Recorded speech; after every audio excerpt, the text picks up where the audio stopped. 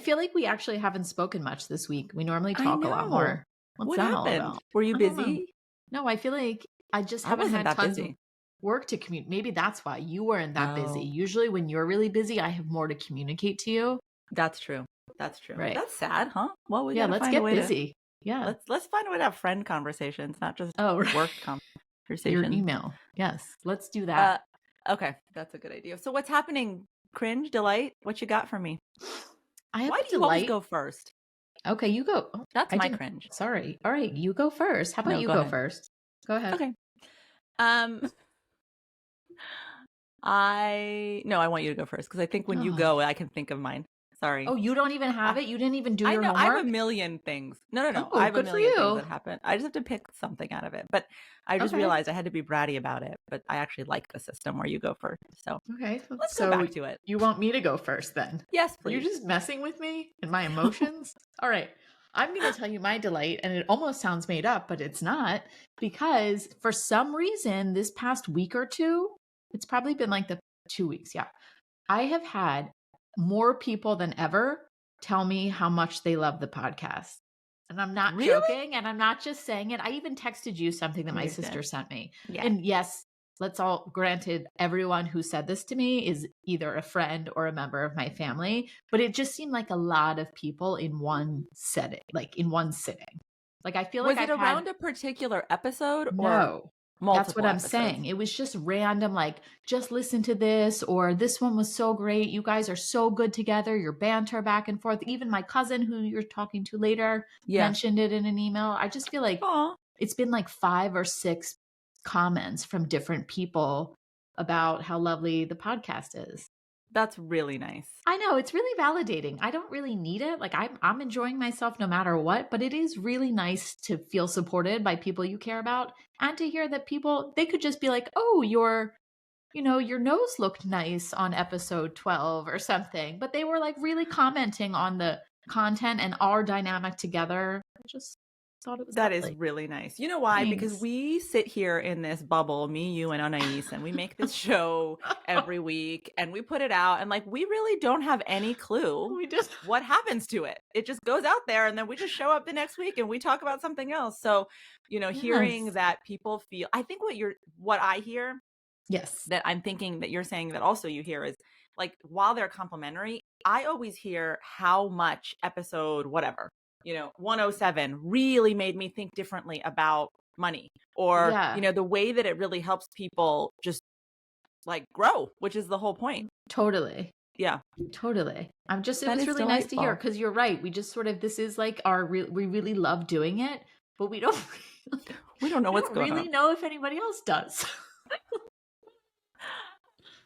That's good. All right. We're all Delightful. laughing. I Delightful. love it. I'm glad you went first. That put me in a good mood. Oh, good. Okay, mine is a cringe, and I think my cringe is my brain. My brain is my cringe this week. Your brain is my delight. Aw. No, wait till I tell you. Oh. So I am 43, and I am That can't be realizing that as I am getting older, my ADHD is becoming a true problem.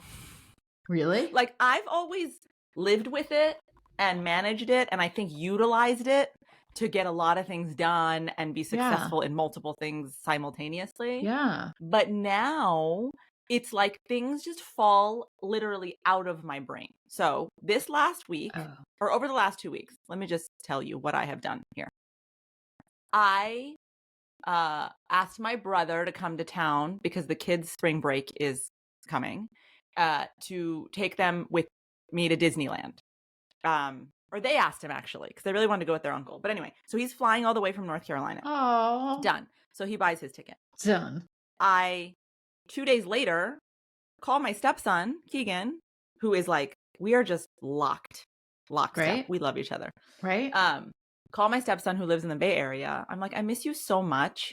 I really just want to come see you. I'm going to fly out and see you on the same weekend that my brother is coming. Smart. But that's not in my brain anymore.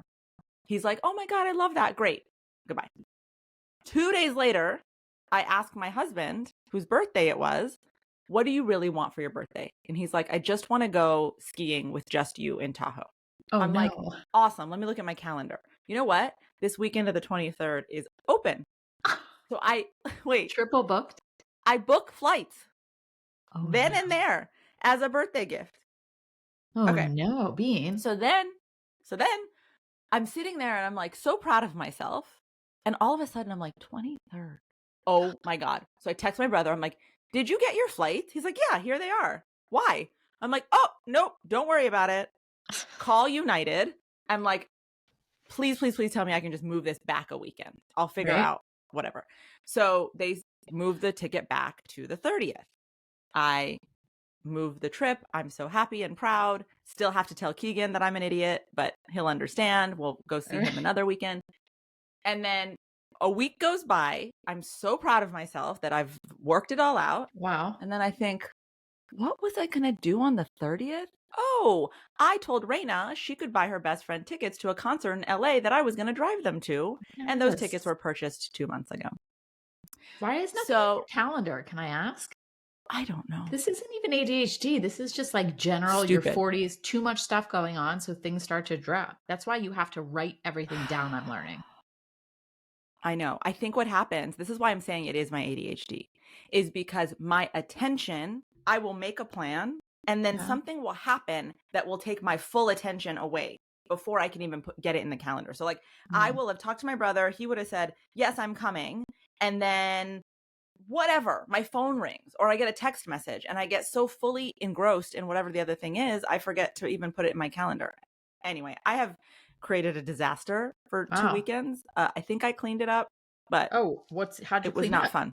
Is it Raina going to the concert? Raina's best friend's parents happen to be our good friends, and I just called her like, and I "Can was you like, do I'm an this?" idiot. And she's like, I will drive them to LA. She was So like, that was "You very are nice. an idiot." Yeah. And then TJ and I are going to go skiing, and my brother is still coming the weekend before. So we worked it out. I love And all of this. Keegan is so cute. He goes, Moore, you and I have the same brain. I totally get it. Aw, I know. sweet boy. So it was sweet, but that's my cringe. I'm just cringed out at myself. Wow. I'm sorry. You can't even tell me that I'm wrong. No, I feel like I just don't feel like it's all ADHD because I feel like this is happening to me. I am 41 going on 42, and I feel like the older you get, there's just like less space up there. Like it's all taken up by what you've put in there over the last 40 some years. And now there's just not that much room. So some stuff has to drop out. It's right? like that. What is that Uber Eats commercial? Is that what it is? What? You know that new Uber Eats campaign that's like to remember stuff, you have to forget stuff. And then they have Ross and Rachel. It's David Schwimmer and Jennifer. And they're on like a lot and he runs into her. And she's like, do we know each other? And he's like, are you kidding me? See? Yes. No, I haven't seen it. But yes, exactly. Something has to go to make room for the new. Something has to go. Yeah. All right. Well, anyway, that cringe aside, what I do remember is that this episode came from a listener. Oh, yes, it did come from a listener who was interested because we talk so much about intuition, and this listener suggested we talk about cultivating in our kids, which I jumped all over because my number one role always is being a mom, and I'm always trying to apply everything I learn here to my children. Yeah. Listener, thank you for interacting with us in this way. This makes us so happy. And guys, fun. if you ever want us to talk about any topic, DM us at Signal with Mory and Melissa on Instagram. We are happy to do episodes that are going to make you feel like you get answers to questions. So yeah, intuitive kids. And the question really was just, how do we cultivate intuition in our children? And I think I have a lot to say about that. That's great because I have no idea. You have a lot of questions. We make a great team. Well, I want to start by saying this. Yes. I truly believe, and this is really the thesis on which all of my work is based on, that we are all born intuitive. That we come into this world fully integrated with our higher self, the part of us that is connected to the sacred, divine truth of who we are and to a larger consciousness. And with that comes an ability to sense things at a very young age that we then walk away from because we choose fitting in with others, even if it's our parents at first, Right. and their ways of thinking and their belief systems. We choose their belief systems over our own inner wisdom. That's survival. Survival. Yeah. But I think, I don't know. So I think the first thing when I talk about this is to really watch little kids, like really little kids. I'm talking one, two, I love it. three. Yeah. Super Right fun. before they realize that they've got to change to get love. Right before that moment, which is right around 4 or 5. And watch the way that they are interacting with themselves. It's the best. How would you describe it? Unfiltered, raw, just very real. Like there's nothing to it. If they want a cookie, they want a cookie. If it's all just like very, I don't know. What do you It's true. think? No, I agree. And I think that, like, when I think about it, I think about my kids at like 2 or 3, how they could like sit in the grass, play in the grass, have a full conversation with the grass, Yeah, and be completely immersed in this invisible world that us adults have been ripped away from, totally. that is coming from their inner self. I Yeah. mean, some people will say that that's imagination, whatever you want to call it, but their inner world is so rich that they are creating worlds around them where they can hear what the birds are thinking, and suddenly they see themselves flying with the birds, and they're so free because they're so immersed in this inner world, in this dialogue that goes on between them and, I don't know, whatever it is that makes them alive. Like, being alive is so interesting to them in that Can you moment. imagine a bunch of adults living so unadulterated, so Yes. freely? Yeah. I mean, we then obviously have a world of quote unquote realities and Yeah. responsibilities that Right. stop making it possible for us to exist in that pure, unadulterated joy and wonder. That's what it is about being that little. It's Yes. wonder. Everything has such magic to it. And it's all so new and fresh. Yeah. And so I think that that is actually the age where you can begin to cultivate intuition in children, right when Oh, they are in that tender, wondrous place in their lives.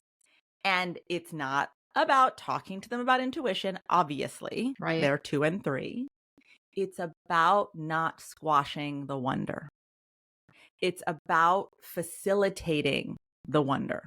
So sometimes we parents need our kids to be a certain way or act a certain way to make our day easier, right? Correct. Like, you've been lounging in the grass for 10 minutes too long. We have to go, I have right? to get dinner going. Yeah. Whatever. And those realities will exist. It's not like you just let them lay out there all day. That's not what I'm saying. But I think that if we can stop as parents or whoever that's engaging with a very young child and just get on their level, get into the wonder with them, um, it will show them that it matters, that there's value in what they're experiencing, and that, we now have to go do X, Y, and Z. But when I say we shut it off, I mean we react from a place of not seeing them and seeing what they're experiencing. We're in our own tunnel. Right, We're which not is really that's seeing. that's why it's hard to get into the wonder. I was just Yeah. going to ask if you have a tip into getting into the wonder. I mean, half the time, as much as I love watching the kids and my kids, you're kind of like checked out part of the time because your mind is working a million miles an hour. Yeah. And it's just about pausing and stopping yourself. It's not about getting into the wondrous place they're in, because we are, again, so far removed from it that that's a whole other episode. It's about putting their experience ahead of yours in that moment. It's Okay. about just pausing and saying, what's going on with them right now? And remembering what I'm saying. They're existing in a space of wonder that you don't want to squash.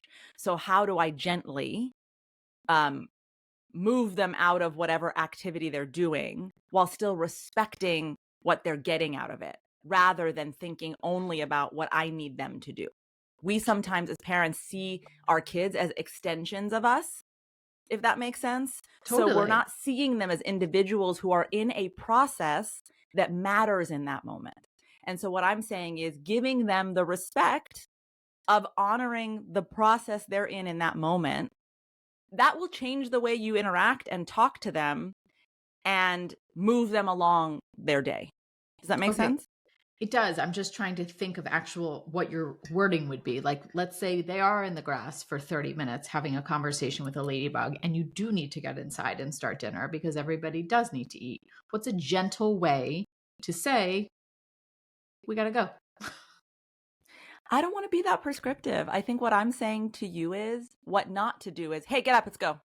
Okay. I Whatever feel like I is, just need a firmer example. It doesn't have to be the one, but how do I stay in their land of wonder while also ending it by saying it's time to one of the go? things that I really encourage and used to see my kids light up around and my stepkids. I tell this story about my stepson Quinn in the book, which I can't wait for me to be able to really talk about, but Yes. is curiosity. Like getting on their level, getting on their eye level. Ooh, what's going on down there? What's happening? And letting them tell you about the world that's unfolding Right. in their imagination. And as you're listening, then being able to say, that's, So reflecting cool. back to them how Right. cool it is. In about 5 minutes, we're going to have to now leave the grass people and Right. go eat so that you can be strong to come back and protect the grass people. You know what I'm saying? Like, Yes. be in Tying their it in. world Right. and tie in their world to your world. And I just think that when we think about this, we think of like kids throwing temper tantrums and screaming and saying no. So we've got to get really rigorous about it. Right. But I actually think they get to that state because they're so unseen. So Right. they're trying to get your attention. But Right. if you can get on their level and see their world and understand, all I'm saying is that at that age, they're living in wonder. Don't interrupt their wonder because that is their dialogue with their inner world, which is the very seedlings of intuition and trusting their intuition. Then as they grow and they become older, we're now in like adolescence. The thing that I think is most important in cultivating intuitive wisdom in kids is asking them, what do you think? And telling them constantly that you trust their decisions, that you trust their wisdom. So I do this with my son a lot where That I'll is say, really hard. I know, I'll say to him a lot, you make really good choices.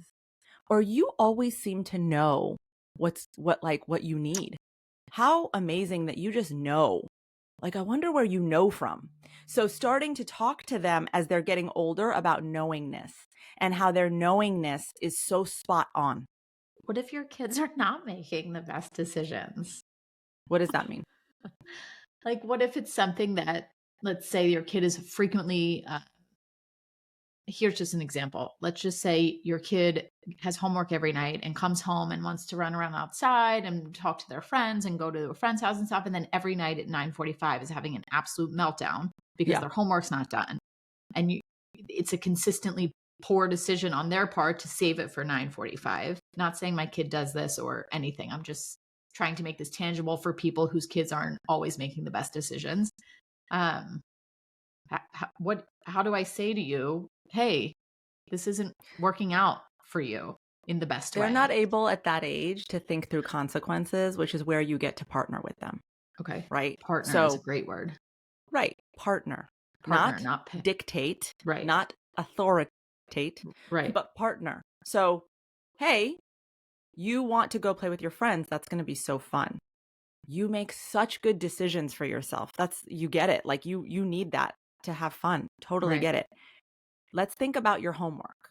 How's it going to feel if you have to come home and do it? Oh, no, I can just do it. Okay. Well, like guiding them through questions. Right. I think what's Without happening judgment. here Mhm. without judgment is like there's a black and white thing going on where what you're hearing me say is there doesn't have to be rules. That's not what I'm saying. No, It's no. okay to say this is the rule. Like for in our house, they're not allowed to actually do anything until their homework's done. That's Right. just my rule. So they've got to live with that rule. Right.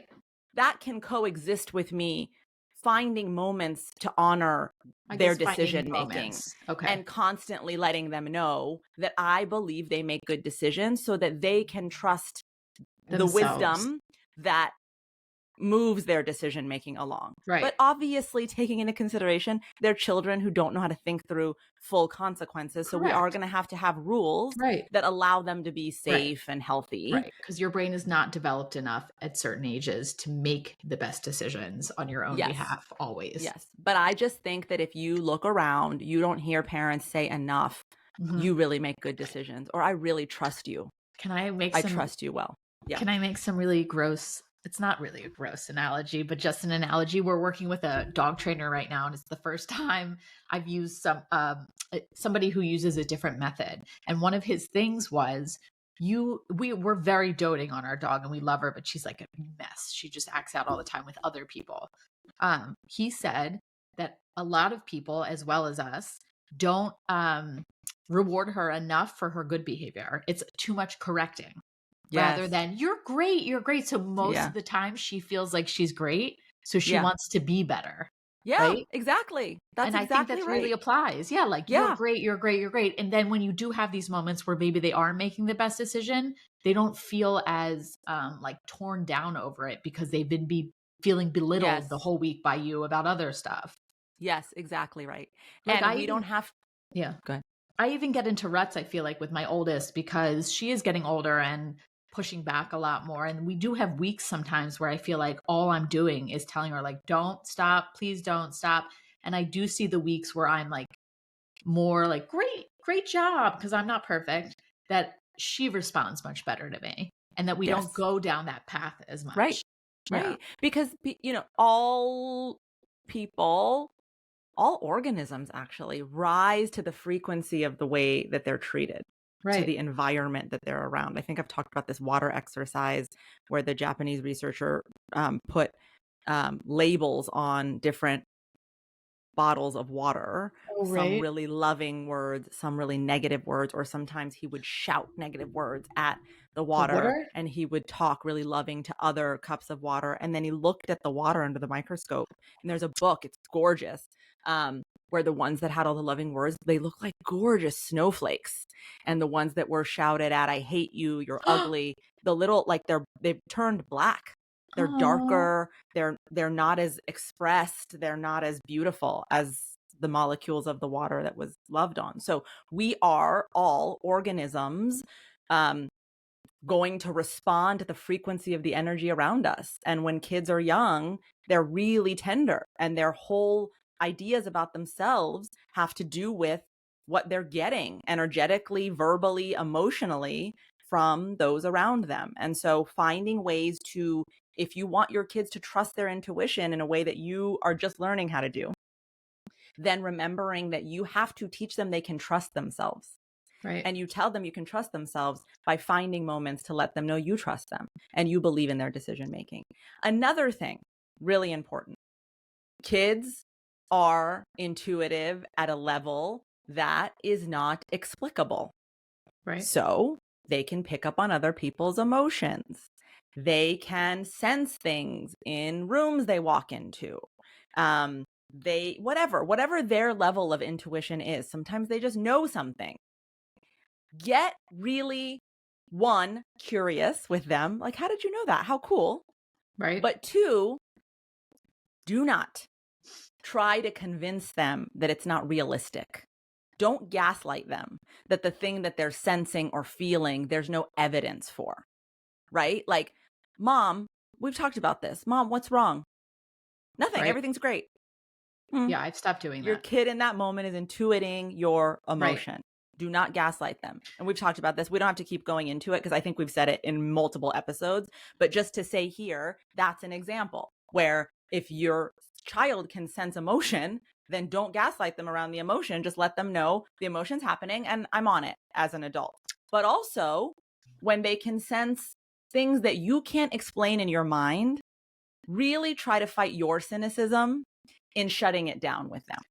Really try to remain open to, okay, you're happy, like, this somehow. Here, I was just going to use an example because I wanted to ask you how you would navigate something like this with a child. We can also cut it if it's like too specific. But I think something you said got me thinking, like my oldest always wants all the doors locked. She has this sort of nervous energy around the possibility of what could happen, you know, in terms of somebody coming in the house. We live in a super safe area. Like, we have lovely neighbors. Everything's like lovely here, right? So she's always like frantic about locking the doors. And I want to be curious, but I also want to like quell her fears, right? So how That's would I engage? anxiety. That's That's very different. okay. That's her anxiety, which is the opposite of her knowing self. Intuition. Okay. How would So what you I, can as teach a, her is, yeah. if a thought really makes you nervous, there's another thought on the other side of it. What's the opposite of that thought? Oh, I love that. Like, we're Then you're safe, giving we're her access home. to her you don't even have Oh, to I tell love, her. If a thought is making you nervous, anxious, sad, angry, did you know there's a thought on the other side of it? right. It's a What is the spectrum. opposite of that thought? And show her the spectrum in that way. Oh, well, the Yeah. opposite thought is we're safe. How does that thought feel? Calm. Did you know that your most calm thought is the wisest part of you? Oh, I love that. That's exactly what we talk about with intuition, but now you're showing them that in that Right. moment. Right. Oh, I love that. So Um, wise. no, it's good because that's actually was going to be my very last tip, which is that I talk about fear and intuition being on two sides of a spectrum. You Right. can show them that by responding to their fear with that exact exercise that I just showed you, and showing them how to find the calm truth or the calm information, and how to trust that calm information more than they trust the fear thought. Because the reason we adults don't always lead with our intuitive wisdom is because we've been trained to trust the fear thought more than the calm thought. You can flip that around by constantly being in a dialogue that teaches them to trust the calm thought more than the fear thought. So I'm going to throw a slight wrench in this with another example I have. So That is a with, surprise to me. are you fully shocked right now? Yes. So on the flip side, she does have a very, very strong gut. She has a very, very strong intuition, my oldest. Mm-hmm. I've told her that countless times. So much so that if we're on a street and she will get a strange feeling about somebody who we don't Mm-hmm. know, Mm-hmm. and I always have said to her, just go with that. Because if they Yes. didn't do anything to you and you still feel something, something's there. Just Yes. go with it. Yes. But that almost comes across to me as fear and anxiety of like, oh my God, he's going to hurt me. She's going to do something to me. I feel nervous on this street and in this space. And Yeah. the calm side of that would be, I'm fine. My mom's with me. We will be okay kind of No. vibe. No? Nope. Okay. So please The elaborate. feeling about the person can come through very calmly. It can feel at when that first thought is, I don't like this. It Right. comes through just like that. Your She's good at anxiety that. grabs the I don't like this and uses it to create a Oh, narrative that is terrifying. But the yes. calm thought is, I don't like this. Great. Go across the street. This And happened she's when you were great here. We were with walking me. down the street. No, with me, there was a group of men standing outside. We were walking down the Oh, street. that, yeah, remember it And happened with me too in a well, different we're not going to scenario. talk about that. Because no, Look, we were walking past this group of men, and I just every yeah, cell in my body reacted, and we yeah, crossed the street. we crossed the street. Yeah, so I think that it's about teaching them absolutely your intuition's going to get your attention to keep you safe. Right, It's going to come through strong and calm. Cross the street, or right. this person doesn't have a good intention. Great, your anxiety takes that to a level of This projecting is what's going to terror happen. into the Right. situation. Love Yeah. that. Love Yeah. that. Yes, we I did. love We that. immediately crossed the street and you immediately said to me, did you feel that? And I was like, nope. Nope. I felt great in the sunshine. Anyway, so I don't know. I hope that was helpful. I would love to hear, Bean, what your takeaway is, but I want to make sure I review these so that you guys have like a list of steps that I mentioned, because we scattered them along the conversation. So I'll really give a summary, and then Bean, we got to hear your famous takeaway, obviously. All right. So first one is, when kids are really, really young, let them exist in their sense of wonder. If you can't leave your cynicism or sadness or grief for that day, that's okay. But just honor and respect where they're at and allow them that sense of wonder. Don't rip them out of it because you're not in a headspace that you can hold it. The second one is to really teach them that you trust their decision making, and just remind them that they make good decisions, and that they value decisions. That doesn't mean they don't need rules or boundaries. They need those things, but find moments to remind them that they make really, really good decisions. The third is that they're going to have intuitive senses about the unseen, whether that's someone else's emotion or they can communicate with people who have passed. It could be any part of the spectrum. Right. One, don't let your cynicism stop you from being curious about how they know those things, and really help them believe in it. Don't take them out of believing in the thing that's unseen. And then don't gaslight them. If they're sensing something from your emotion, respect them enough to tell them they're right so that they know how to trust that feeling. And then fourth, teach them the fear and intuition spectrum by engaging in a conversation with them when they're in fear or anxiety that just asks them, what's the opposite of that thought? What's the most calm thought you can have? And just know that that's your inner wisdom, and learn to really trust that part. Bean, biggest takeaway. Whew. My biggest takeaway is that we often feel as parents that it is our job to structure our children's minds and behaviors in a way that will make them the most productive members of society. But what we're actually doing is making them into these molds that we believe will make them the most productive members of society.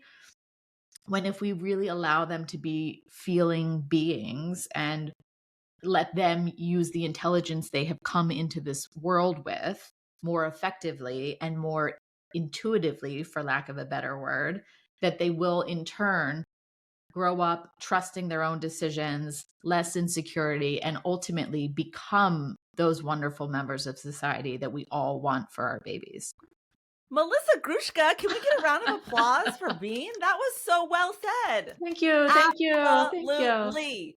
Nothing And it else to doesn't say. mean we have to be best friends with them. And it doesn't mean that we never have to give them rules. It just means that we have to validate them and see their emotions as we would a good friend, and not tell them, oh, knock it off. Period. Period. The end. You're welcome. The end. Bean, love you. This, I hope, was a helpful episode to you guys. I hope that the listener who asked for this feels like they now have some practical skills to apply. As always, guys, if you want to support us, we would love for you to share this episode with your friends and family. And also, don't forget to leave us a review anywhere you're listening to us now.